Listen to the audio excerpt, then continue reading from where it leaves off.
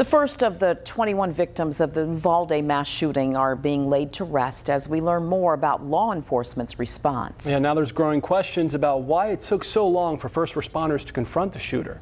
Here's ABC's Rena Roy. One by one, the 21 victims of the Uvalde Elementary School massacre being laid to rest. Although I have celebrated many funeral masses, this certainly is, the situation is different. It's as if one huge funeral that is not ending. The small community and the nation in mourning as we come to terms with yet another mass shooting in this country.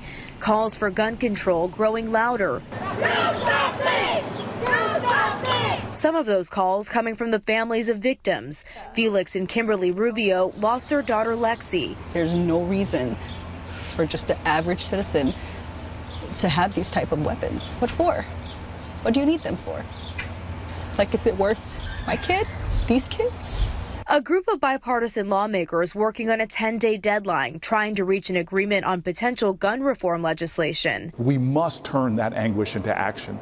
Our nation depends upon it. A smaller group of lawmakers meeting via Zoom Tuesday to continue what are being called serious negotiations.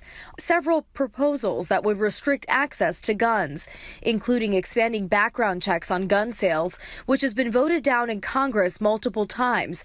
Red flag warnings, which would prevent someone from possessing a firearm if they have certain histories of concerning behavior. Also being discussed, funding for more mental health resources. Discussion with the larger group is expected later this week. Meantime, President Biden has promised that he will meet with Congress to discuss gun reform.